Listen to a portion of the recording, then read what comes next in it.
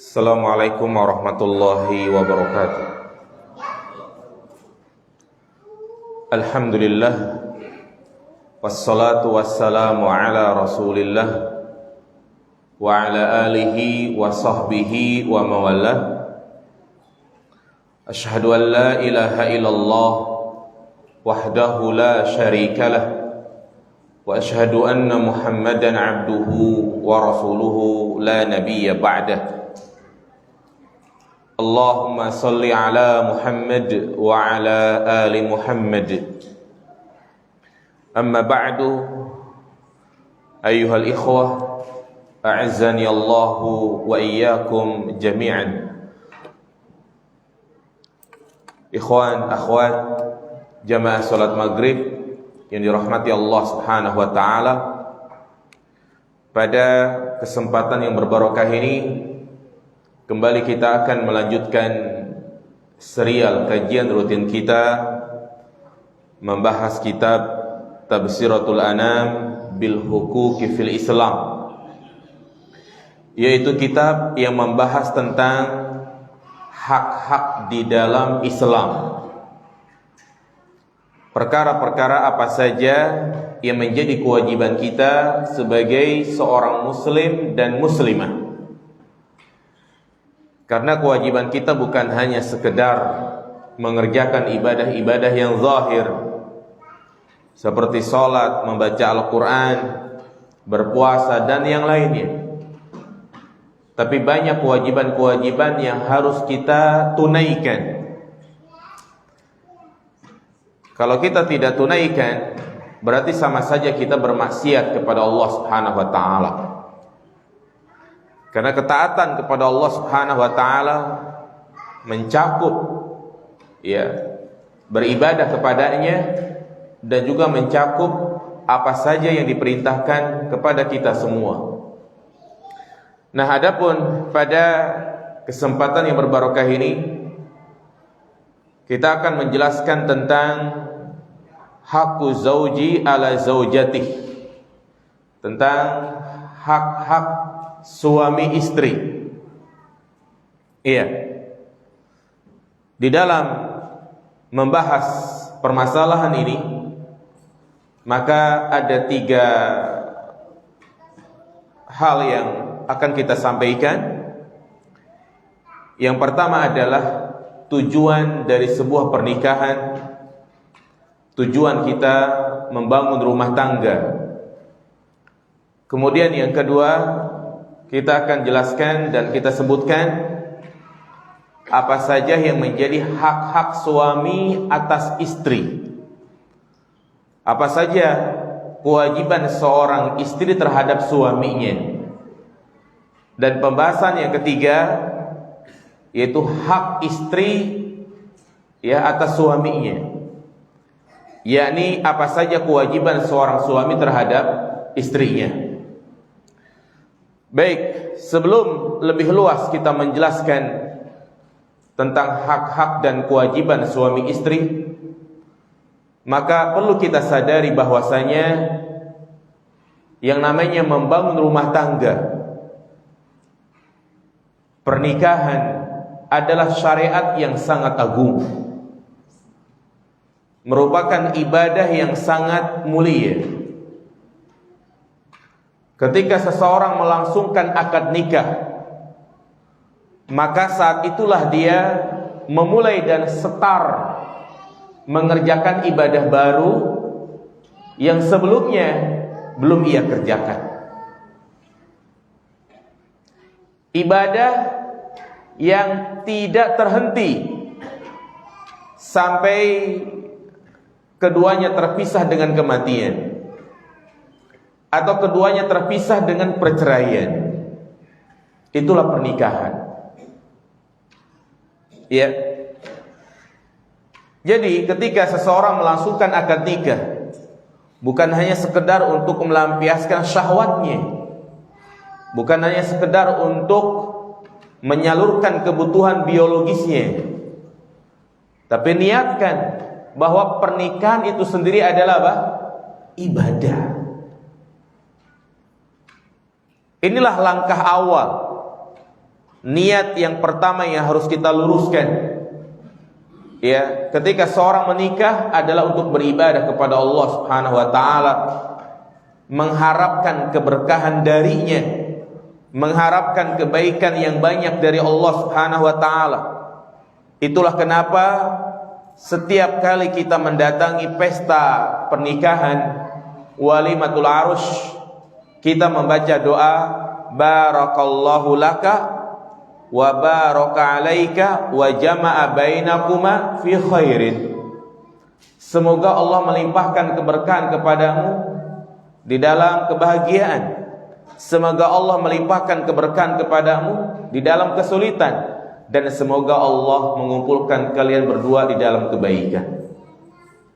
Doa ini adalah doa yang sangat agung, menggambarkan kepada kita tentang hakikat dari pernikahan, yaitu dalam rangka untuk mencari berkah, mencari ridho, mengejar pahala dari Allah Subhanahu wa taala.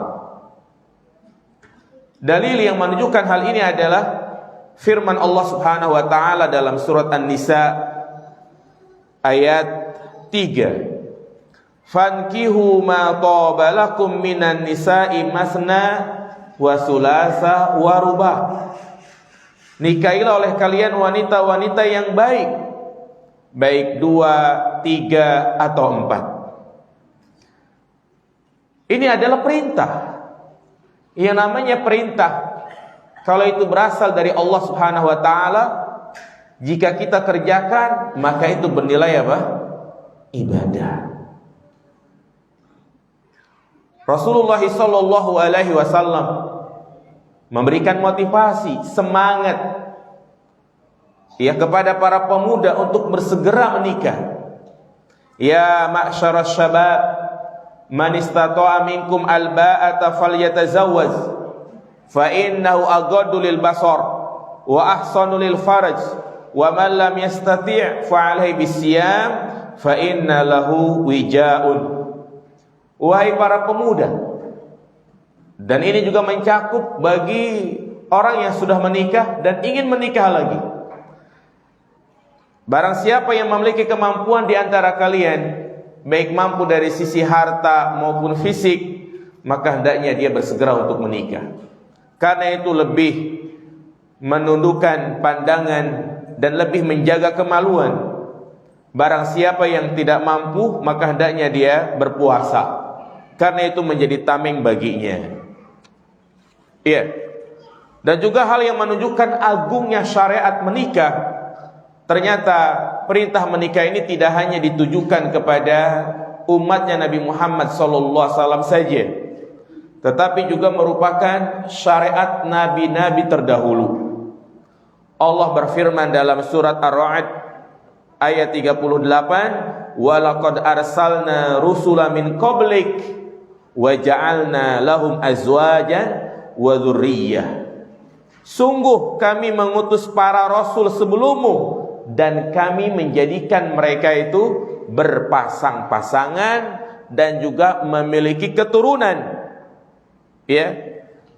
Ini menjadi dalil bahwasanya menikah adalah syariat yang sangat agung, ibadah yang sangat mulia, yang merupakan syariat umat-umat terdahulu. Hampir semua kisah para nabi, kalau kita membacanya, pasti memiliki pasangan, memiliki istri. Kalau kita membaca kisah tentang Nabi Adam, manusia pertama di muka bumi ini yang Allah ciptakan, ada pasangannya, yaitu siapa? Hawa. Kalau kita membaca kisah Nabi kita Muhammad SAW, juga memiliki banyak istri.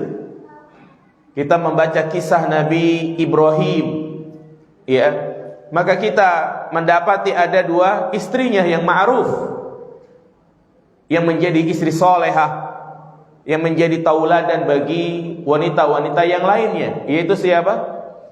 Sarah dan Hajar. Ya. Demikian pula kalau kita membaca kisah Nabi Musa, bahkan ia pun rela ngangon kambing selama berapa tahun itu? 10 tahun. Ya, untuk dijadikan mahar menikahi putrinya Nabi siapa? Su'aib. Ya. Nah, ini menjadi bukti bahwasanya para nabi dan rasul pun mereka ya menikah. Makanya Allah Subhanahu wa taala memberikan semangat, motivasi. Kadang ada orang yang ragu-ragu untuk menikah, takut ini, takut itu, takut miskin, takut nggak bisa menafkahi. Apa kata Allah Subhanahu wa taala? Iyakunu fuqara yughnihumullah. Jika kalian takut miskin, niscaya Allah Subhanahu wa taala akan mencukupkan kalian. Ya. Makanya apabila ada dua orang pemuda, yang pertama pemuda ini ya ketika dia sebelum menikah rajin mengerjakan ibadah-ibadah sunnah. Mungkin setiap hari dia menghadiri majlis ilmu, rajin membaca Al-Quran. Kemudian setelah ia menikah, waktunya berkurang.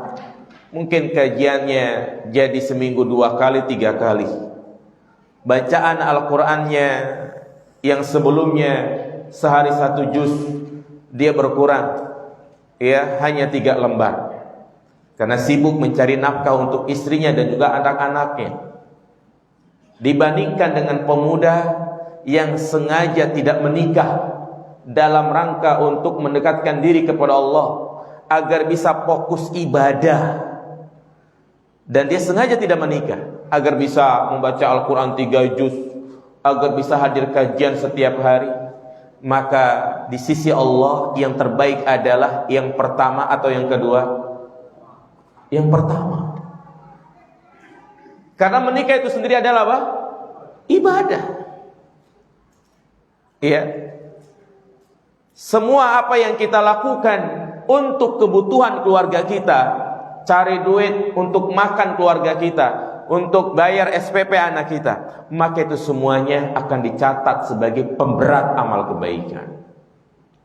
Ya, subhanallah. Ini yang membuat kita tidak berkeluh kesah dengan pekerjaan yang kita lakoni. Ya, karena itu adalah ibadah. Makanya datang 3 orang kepada istri Nabi SAW.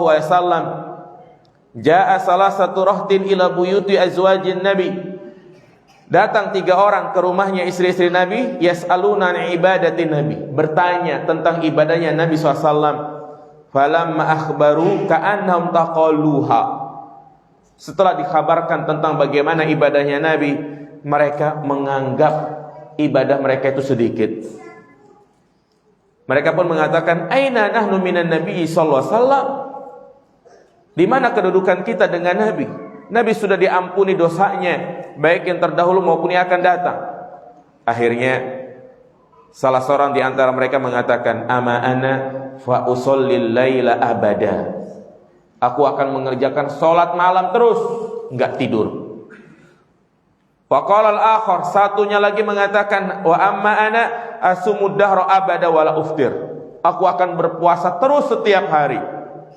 Wa qala akhar, satunya lagi mengatakan, ana atazilun nisa fala atazawwaju abada.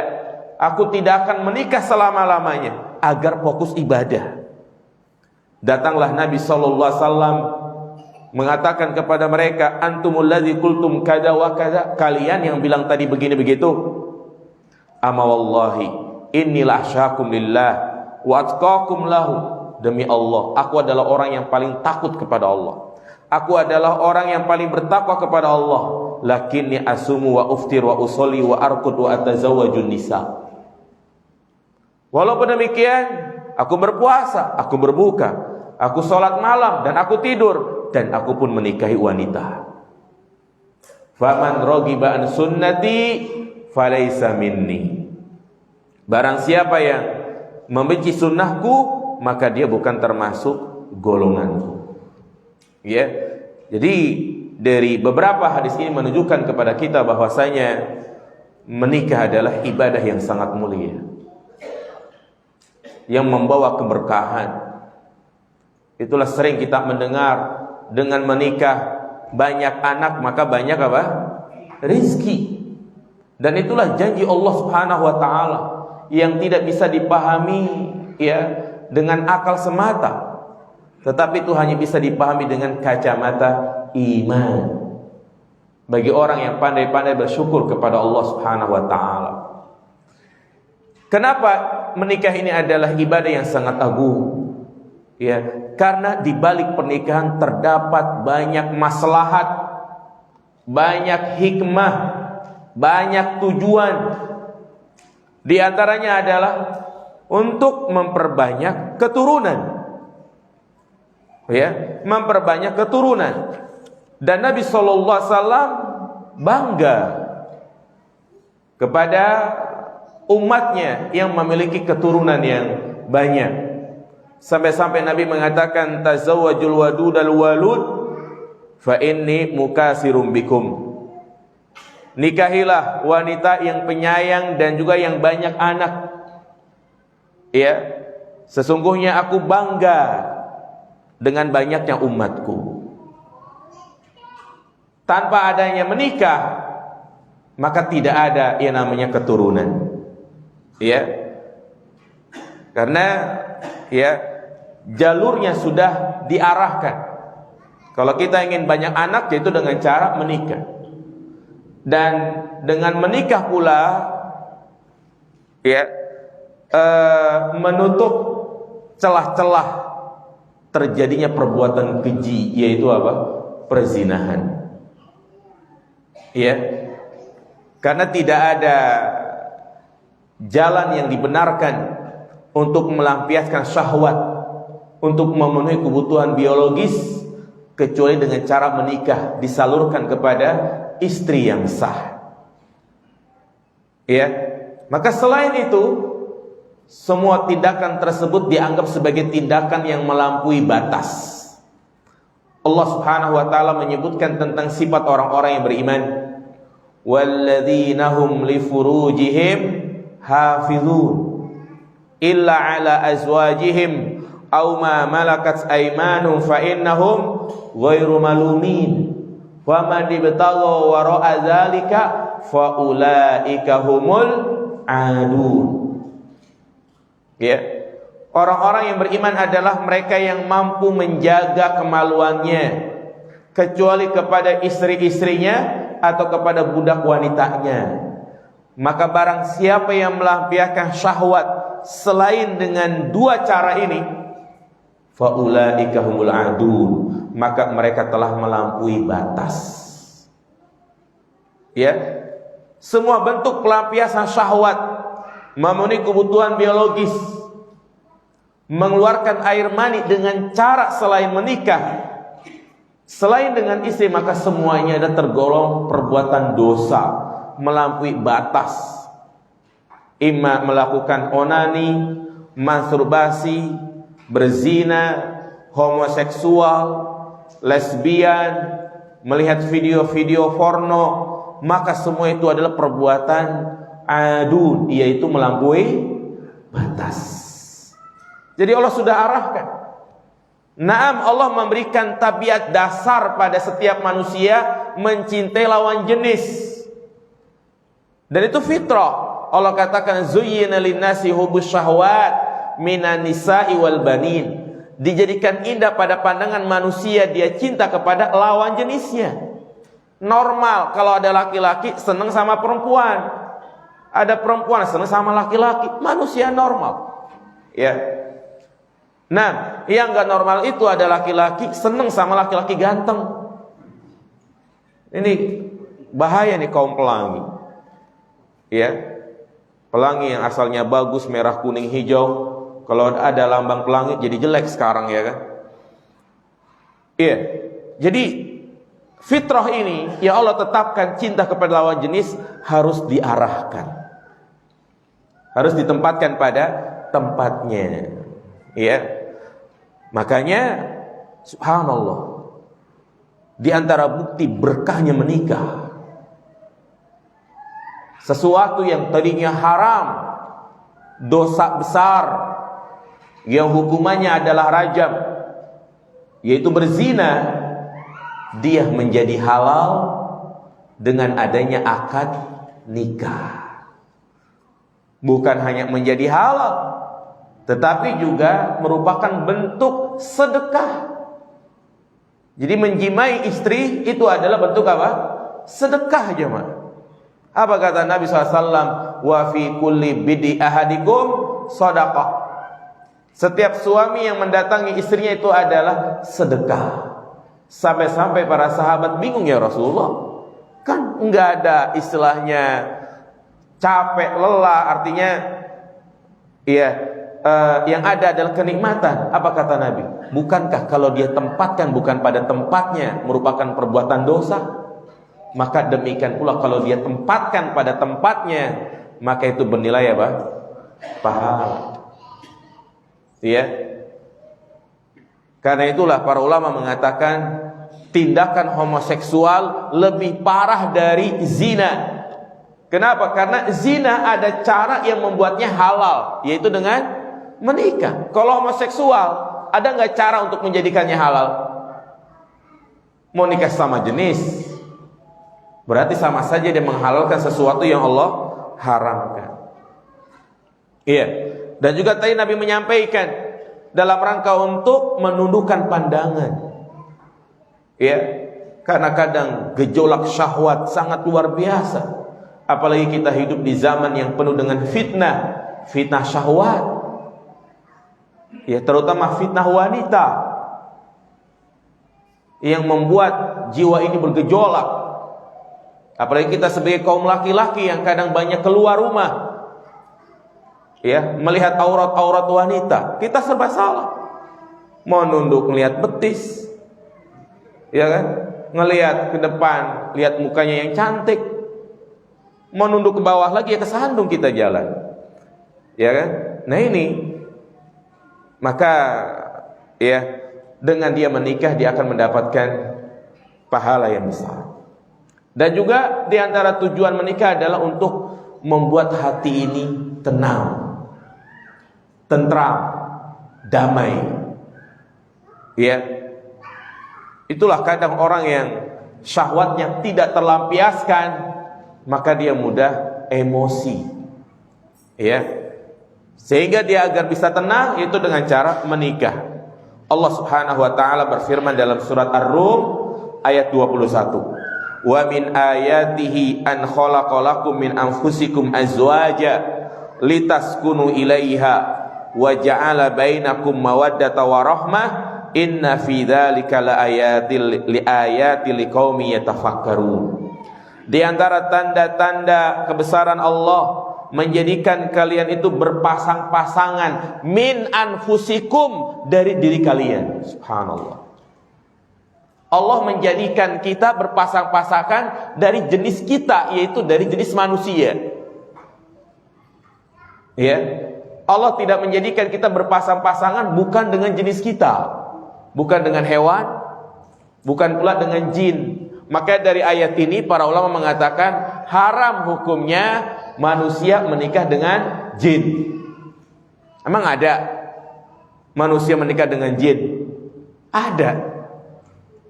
Pernah nggak dapat undangan gitu? Ya.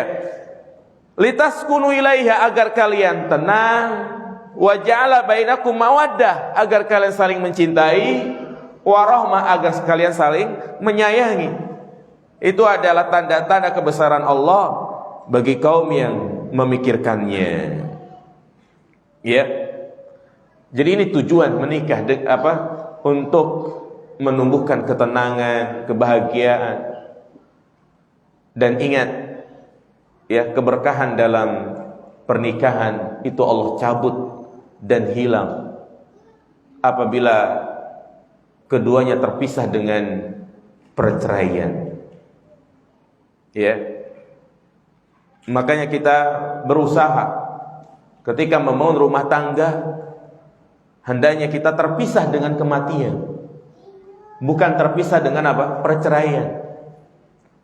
Karena suami istri yang terpisah dengan kematian, maka istrinya tersebut akan menjadi istrinya pula nanti pada hari kiamat. Ia akan menjadi bidadari surga. Bahkan ya, di antara sekian banyaknya bidadari surga yang paling utama, yang paling cantik adalah istrinya di dunia. Ya. Kenapa? Karena bidadari-bidadari di surga mereka diciptakan oleh Allah Subhanahu wa taala langsung ketika mereka berada di surga. Berbeda dengan bidadari yang awalnya adalah istri-istri yang ada di dunia. Mereka berhasil dan sukses setelah mengalami ujian yang berat selama hidup di mana? Di dunia. Ya. Tapi kalau keduanya terpisah dengan perceraian, sudah nggak bisa ketemu lagi. Terputus sudah hubungan. Ya. Makanya iblis sangat senang kalau ada suami istri yang bercerai. Nabi SAW mengatakan, Inna iblis wada'a arsyahu 'alal ma'. Sesungguhnya iblis meletakkan singgasananya di atas air. Kemudian mengutus prajurit-prajuritnya, bala tentaranya itu para syaitan untuk menggoda manusia. Ya. Kemudian setiap kali para syaitan menggoda manusia, mereka memberikan laporan. Datanglah syaitan mengatakan, wahai iblis, aku telah menggoda manusia untuk melakukan ini dan itu. Iblis mengatakan apa? Ma fa'alta syai'a, engkau belum melakukan apa-apa. Tetapi ada lagi syaitan yang memberikan laporan, wahai iblis, aku berusaha menggoda manusia, menjadikan keduanya bercerai, dan terjadilah perceraian. Apa kata iblis? Ni'ma anta, mantap kerjaan. Senang iblis. Nah, perceraian memang diperbolehkan, tapi itu adalah solusi yang paling terakhir. Nah, lalu bagaimana caranya agar rumah tangga kita tercipta sakinah, mawaddah, warahmah? Dan itulah menjadi dambaan bagi pasangan suami istri. Tidak ribut mulu, tidak berantem mulu, ya kan? Tidak cekcok mulu. Dan juga bagaimana caranya agar pernikahan itu bisa langgeng, ya, sampai usia menua, sampai terpisah dengan kematian. Maka yang penting dan yang paling penting adalah hendaknya keduanya memperhatikan hak-hak dan kewajiban. Dua hal ini harus seimbang, hak dan kewajiban. Kalau ada di antara kedua pasangan tersebut yang hanya menuntut hak, tidak menjalankan kewajiban, maka akan jomplang. Terjadilah cekcok. Ya. Jadi keduanya itu harus seimbang, hak dan kewajiban. Makanya ya, kewajiban seseorang yang tadinya sebelum menikah dia hanya untuk mengurus dirinya sendiri, tapi setelah dia menikah dia bertanggung jawab untuk keluarganya, baik itu suaminya maupun istrinya. Apa kata Nabi SAW? Kullukum ra'in wa kullukum mas'ulun an ra'iyati. Ya, setiap kalian itu adalah pemimpin dan akan dimintai pertanggungjawaban oleh Allah Subhanahu wa taala. Nah,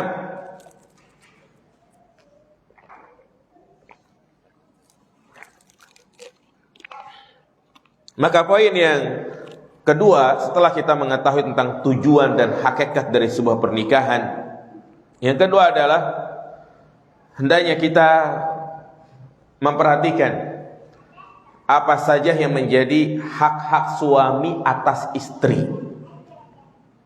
Apa saja kewajiban istri kepada suaminya. Ya. Karena ingatlah, wahai para istri, wahai para wanita, baik yang sudah menikah ataupun belum menikah, bahwasanya hak suami adalah hak yang sangat agung. Hak mereka adalah hak yang sangat tinggi. Manusia pertama yang harus dia berbuat baik kepadanya, sebelum dia berbuat baik kepada orang lain, maka orang yang pertama yang harus dia layanin, yang harus dia taatin, yang harus dia bahagiakan adalah siapa? Suaminya. Itulah apa yang digariskan oleh Allah Subhanahu wa taala. Apa kata Nabi SAW? Ala inna lakum ala nisaikum haqqa. Sesungguhnya kalian wahai para suami memiliki hak yang harus ditunaikan oleh istri-istri kalian. Ya. Begitu agungnya hak suami atas istri, Nabi SAW mengatakan, la yasluhu li basharin ayyasjuda li basharin, walau saluha li basarin ayyasjuda li basharin, la amartul mar'ata an tasjuda li zawjiha min 'idhami haqqihi 'alaiha. Tidak boleh seorang sujud kepada manusia yang lain. Seandainya diperbolehkan manusia untuk sujud kepada manusia yang lain, niscaya aku akan perintahkan para istri untuk sujud kepada suaminya, karena begitu agungnya hak mereka. Walladzi nafsi biyadihi law kana min qadamihi ila mifrakin ra'suhu kurhan tanabajjasu bil qayh was-sadid summa akbalat talhasuhu ma addat haqqahu. Ya, dan demi jiwaku berada di tangannya, seandainya suaminya tersebut mulai dari kakinya sampai ke kepalanya memiliki borok, memiliki luka sampai keluar nanah, kemudian istrinya tersebut menjilati borok tersebut, niscaya itu belum dikatakan menunaikan hak suaminya, karena begitu agung hak suaminya tersebut. Subhanallah.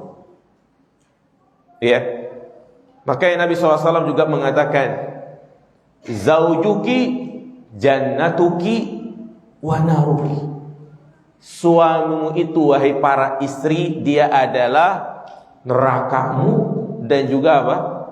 Surgamu. Kalau kau ingin masuk surga, maka pintunya adalah ada pada suamimu. Ya, ridho Allah, ridhonya Allah ada pada keriduan suami. Suami ridho, suami bahagia, suami senang, maka saat itulah Allah cinta juga kepada dia. Tapi sebaliknya, ketika suaminya ngedumel, suaminya kesel, marah, walaupun tidak mampu untuk mengungkapkannya, karena kalau diungkapkan bakal berantem. Kalau dibilang, kok kamu begitu? Takut istrinya bilang, ya udah kalau gitu ceraikan aku aja. Ya, pilih sono wanita yang lain. Maka saat itu pula Allah apa? Murka sama dia. Ya, ini begitu banyak dalil-dalil yang menjelaskan tentang agungnya hak para suami. Nabi SAW mengatakan, ayyuma imra'atin matat wa zawjuha anha radin dakhalatil jannah. Wanita mana saja yang meninggal dan suaminya ridho, bahagia tinggal sama dia, senang, ya, maka dia akan masuk ke dalam surga. Maka apa yang menjadi hak para suami yang harus ditunaikan oleh para istri? Yang pertama adalah antuti'ahu fi illa ayyamur. Pertama adalah mentaatinya. Ya, mentaatinya. Nah, dalam setiap apa yang diperintahkan, selama tidak memerintahkan kepada kemaksiatan. Makanya ketaatan istri kepada suami itu ada 3 macam. Yang pertama, kalau perintah tersebut berkenaan tentang perintah syariat juga, maka dia wajib untuk mentaatinya, dan dia akan mendapatkan pahala mengerjakan syariat tersebut dan pahala menjalankan perintah suaminya. Suaminya menyuruh untuk memakai jilbab, Misalnya, suaminya menyuruh untuk tetap di rumah saja, tidak bekerja. Suaminya menyuruh untuk memakai cadar misalnya. Suaminya menyuruh untuk membaca Al-Quran, bangunin untuk sholat, kemudian dia menjalankan perintah tersebut, maka ya dia akan mendapatkan pahala ibadah dan juga pahala taat kepada suaminya. Kemudian yang kedua, perintah bukan berkaitan dengan ibadah, hal-hal yang mubah. Iya, misalnya suaminya minta untuk dibikinin kopi, suaminya minta dipijetin, suaminya minta dibikin sarapan, ya, suaminya minta, pokoknya perkara-perkara yang mubah. Maka apabila dia mentaatinya, dia akan mendapatkan pahala yang besar. Ya. Kemudian yang ketiga, kalau perintah tersebut berkenaan dengan maksiat, disuruh untuk bertabaruj, disuruh untuk melepas jilbab, disuruh untuk mencukur bulu alis, disuruh untuk berhias kalau ke pasar, berdandan, ya, bersolek, maka tidak boleh untuk ditaati, karena itu adalah bentuk apa?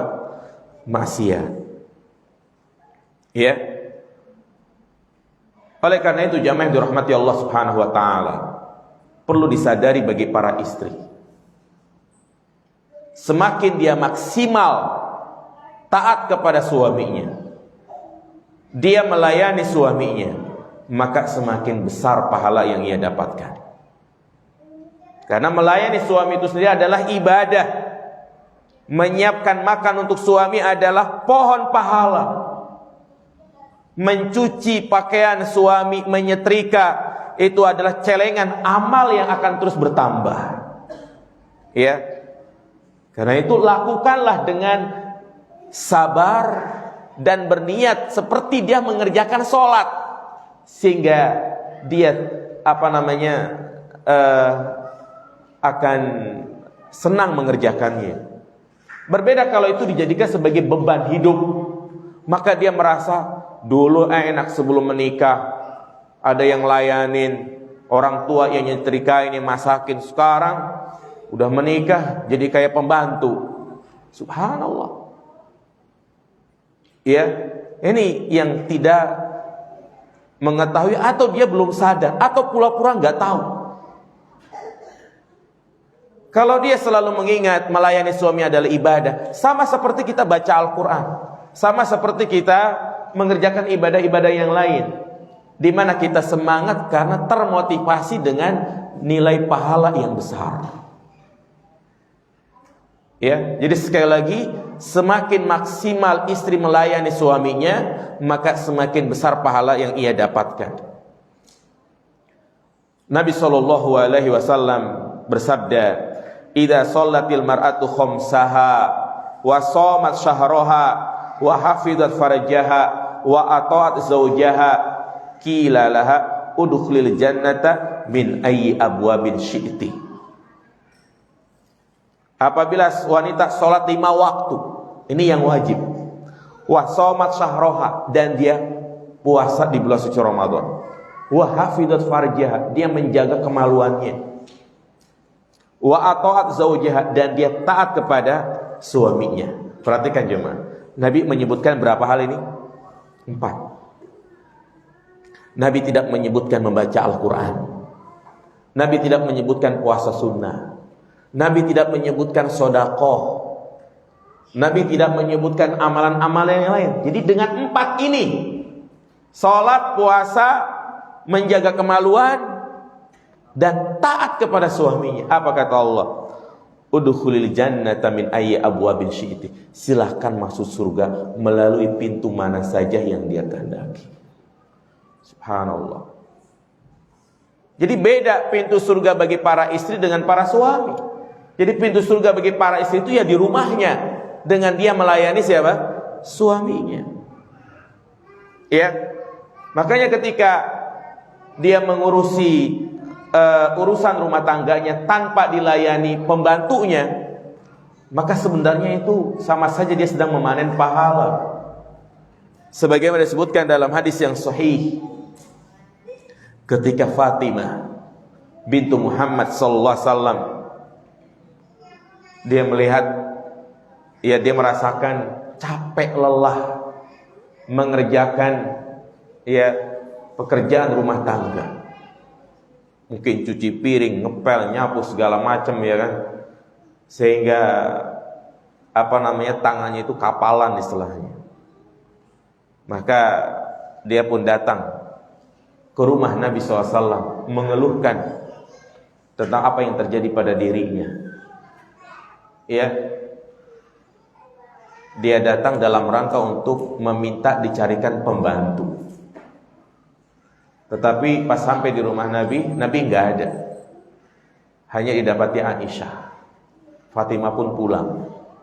Datanglah Nabi SAW, disampaikan oleh Aisyah, tadi putrimu datang ke sini. Nabi pun langsung datang ke rumahnya Fatimah dan mendapati keduanya menjelang tidur. Karena Nabi datang, ya akhirnya mereka pun kedua bangun. Dan apa kata Nabi SAW? Maukah aku tunjukkan yang lebih baik dari adanya pembantu? Yaitu kau membaca zikir subhanallah walhamdulillah wala ilaha illallah wallahu akbar. Intinya zikir. Ya, maka itu lebih baik dengan adanya apa? Pembantu. Subhanallah. Artinya di sini Nabi SAW memberikan motivasi kepada Fatimah untuk bersabar dengan kondisinya saat itu. Namun bukan berarti kita punya pembantu nggak boleh. Boleh. Tapi kalau seorang istri ingin betul-betul mendapatkan pahala yang lebih besar, maka nggak perlu pakai apa? Pembantu. Nah, baik.